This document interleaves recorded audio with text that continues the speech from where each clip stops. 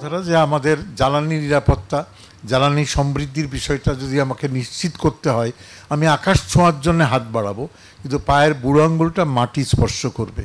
মানে বর্তমান অবস্থা আপনারা শুনেছেন এখানে, কিন্তু বর্তমান অবস্থা কি?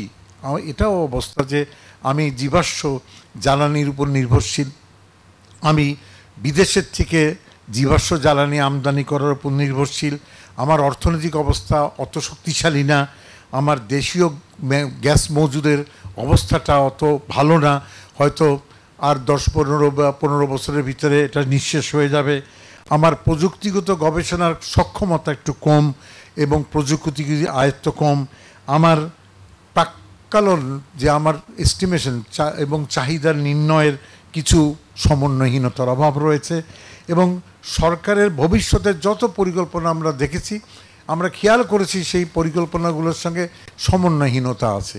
এটা হচ্ছে বর্তমান অবস্থা। কিন্তু এখন এই অবস্থায় জ্বালানি নিরাপত্তা যদি নিশ্চিত করতে হয়, এর সঙ্গে জড়িয়ে আছে what is just interconnected. National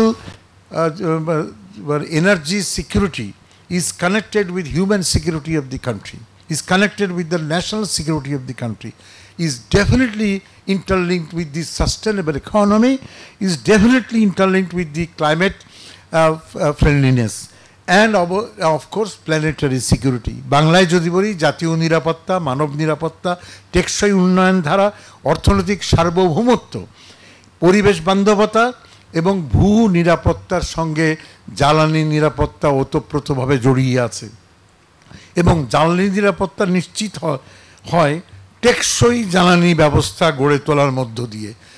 so the energy security depends on the sustainable energy format paradigm. So that is very important. সুতরাং এইরকম একটি অবস্থায় তাহলে আমাদের সামনে জ্বালানি পথনকশা যেটা করতে হবে, তার সেই পথনকশা যাই করে না কেন, দুটো মাত্রা আছে। একটা হচ্ছে সময় কাঠামো, সময় কবে নাগাদ কি করবেন, কবে নাগাদ আপনি রিনিউয়েবল এনার্জি করবেন, আরেকটা হচ্ছে এর অর্থনৈতিক সমর্থন কি, ইকোনমিক প্ল্যান কি। সুতরাং এই যে যদি বলি যে সরকারের ভিশন আছে, পরিকল্পনা আছে, কিন্তু এক এক পরিকল্পনার সঙ্গে সমন্বয়তা নেই। আপনি শুনেছেন যে প্রধানমন্ত্রী ঘোষণা করে দিয়েছেন যে 2041 সালে 40% নবায়নযোগ্য জ্বালানি বাংলাদেশে উৎপাদন করবে। উনি তো আকাশ থেকে কথাটা বলেননি, কোনো তথ্যের ভিত্তিতে কথাটা বলেছে। এই মুহূর্তে শুনলে আমাদের এখানে অনেকেই অবিশ্বাস করবেন যে এটা কি সম্ভব। আমি মনে করি সম্ভব। যারা উদ্যোক্তা আছেন তারা বলতেছেন সম্ভব, তাই না? এনার্জি প্রসপারিটি প্ল্যান, অর্থাৎ 100% রিনিউয়েবল এনার্জি ইজ পসিবল।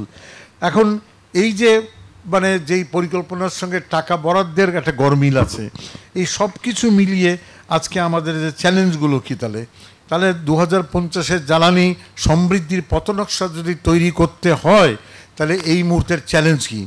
বিদেশ নির্ভরতা কমায় দিতে হবে, জীবাশ্ম জ্বালানি নির্ভরতা কমায় দিতে হবে, সব ঘোষিত পরিকল্পনার মাঝে যে অমিল আছে সেই অমিলগুলো দূর করার জন্য একটা বিশেষ সেল কাজ করে মিল ঠিক করে দিতে হবে। তারপরে জীবাশ্ম জ্বালানি থেকে নবায়নযোগ্য ও পরিচ্ছন্ন জ্বালানি ব্যবস্থায় উত্তরণের সময় কাঠামো ঠিক করতে হবে। এটা 2030, 2040, 2050 হোয়াট এভার ইট ইজ, সময় কাঠামো ঠিক করতে হবে। যতক্ষণ শতভাগ বিকল্প জ্বালানি ব্যবস্থায় উত্তরণ হচ্ছে না, ততদিন পর্যন্ত সময় কাঠামোতে কোনটার কত ভাগ এনার্জি মিক্স বা তার একটা নির্ঘণ্ট তৈরি করতে হবে। অর্থাৎ জ্বালানি মিশ্রণ ব্যবস্থায় জীবাশ্ম, নবায়নযোগ্য, পরিচ্ছন্ন জ্বালানি কত ভাগ, কার ভাগ থাকবে সেটা নির্ণয় করে দিতে হবে। এই উত্তরণ পর্বের অর্থায়নের চিত্র ঠিক করা এবং তা বাজেটে বরাদ্দ করা। যদি 100 টাকা লাগে এই শতভাগ যেতে অথবা অর্ধেক পথে যেতে, তার জন্যে 100 টাকা যদি লাগে, তাহলে এই বছরে প্রতি বছরে কত টাকা বাজেটে আসবে, এবং সেটা যতক্ষণ আপনি না দিতে পারবেন ততক্ষণ পর্যন্ত কিন্তু আপনার এই পরিকল্পনাই থেকে যাবে। প্রযুক্তি ও গবেষণার ঘাটতি উত্তরণের জন্যে কিভাবে আপনি অর্থায়ন করবেন বা কিভাবে প্রযুক্তি ব্যবহার করবেন, সেটা একটা চ্যালেঞ্জ। এই সব কিছু মিলে এই চ্যালেঞ্জগুলো মোকাবেলা করেই সমৃদ্ধির পথনকশা আপনাকে তৈরি করতে হবে। প্রথমেই বলা, এইবারেই এখনই এই মুহূর্তেই আমি বিকল্প জ্বালানির জন্য অর্থায়ন করি এবং সেখানে ওই এই পরিচ্ছন্ন বিদ্যুতের জন্য বলুন, নবায়নযোগ্য বিদ্যুতের জন্য বলুন, পানি বিদ্যুতের জন্য বলুন, হাইড্রোজেন বিদ্যুতের জন্য বলুন, আণবিক বিদ্যুতের জন্য বলুন, সব ক্ষেত্রে একটা নির্ঘণ্ট তৈরি করে একটা পথনকশা বাংলাদেশে দাঁড় করাই। এবং আমি মনে করি যে এই পথনকশার ভিত্তিতে আমরা শতভাগ নবায়নযোগ্য বিদ্যুৎ ব্যবস্থার ভিতরে বাংলাদেশকে নিয়ে যাওয়ার জন্যে একটা জোরালো পদক্ষেপ নিব। দরকারের জন্যে কড়া রাজনৈতিক সিদ্ধান্ত। বঙ্গবন্ধু রাজনৈতিক কড়া সিদ্ধান্ত নিয়ে দেশ স্বাধীন করে দিয়েছেন। আমরা কড়া সিদ্ধান্ত নিয়ে গ্রামের খাদ্য উৎপাদন দ্বিগুণ করেছি। কড়া রাজনৈতিক সিদ্ধান্ত নিয়ে বাংলাদেশকে নবায়নযোগ্য জ্বালানি ব্যবস্থায় নিয়ে যাব। জয় বাংলা।